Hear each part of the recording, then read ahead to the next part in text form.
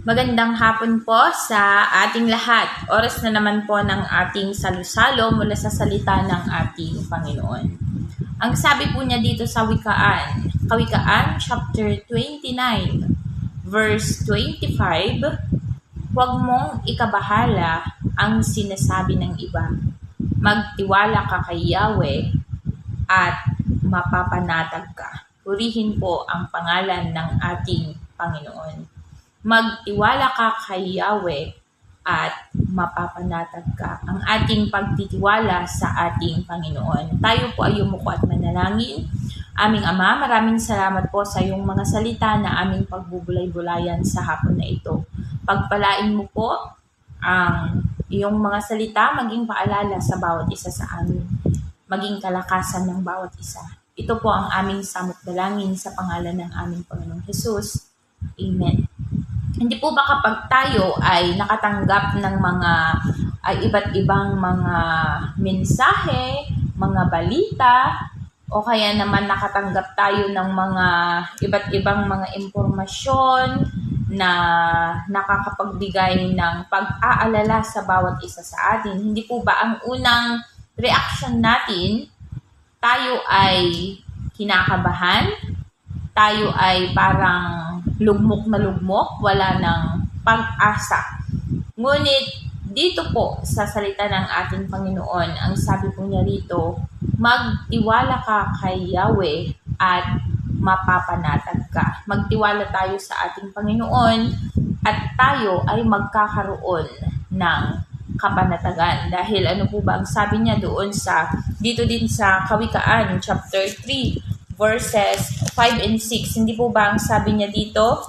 Kay Yahweh ka magtiwala buong puso at lubusan at huwag kang mananangan sa sariling karunungan sa lahat ng iyong gawain.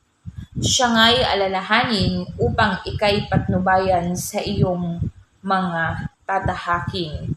Kay Yahweh ka magtiwala buong puso at lubusan.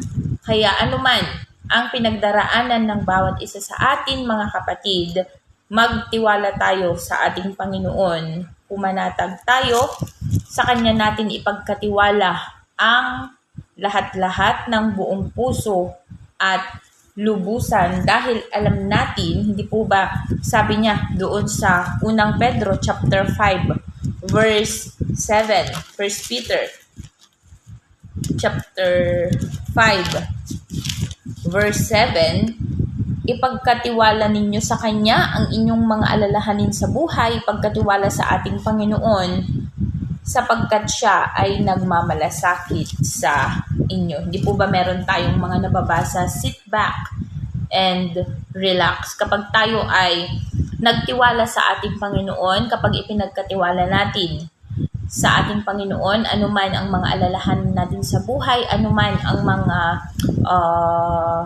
pinagdaraanan natin, anuman ang mga problema sa mga buhay-buhay ng bawat isa, anuman ang pinagdaraanan natin, hindi po ba, sabi niya rito, magtiwala ka kay Yahweh at mapapanatag ka. Hindi po ba kapag ipinagkatiwala mo na sa kamay ng ating Panginoon, kapag ipinagkatiwala na natin sa pangalan ng ating Panginoon, magkakaroon na ng kapanatagan ang puso, ang isipan ng bawat isa kahit na hindi pa tapos yung mga kinakaharap nating mga alalahanin, mga problema sa buhay. If we commit everything into the hands of the Lord, there is peace.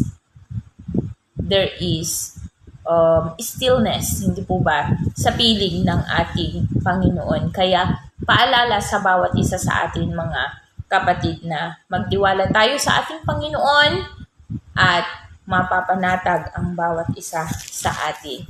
Po ba?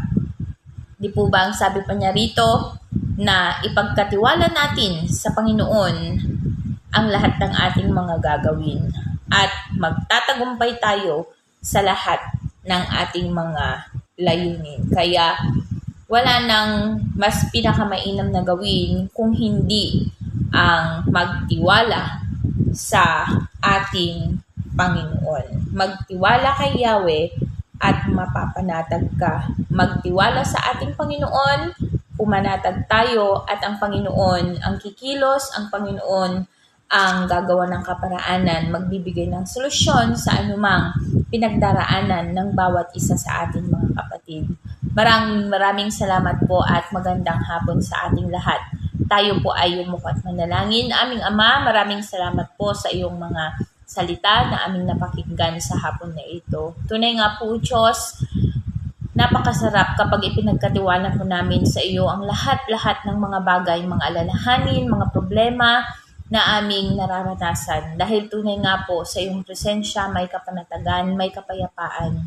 Maraming salamat po, Ama. Pagpalain mo ang buhay ng bawat isa na nakapakinig ng iyong mga masalita sa hapon na ito. Maraming salamat po, pagpalain mo po kami. Ito po ang aming samot dalangin sa pangalan ng aming Panginoong Jesus. Amen and Amen. Magandang hapon po sa ating lahat.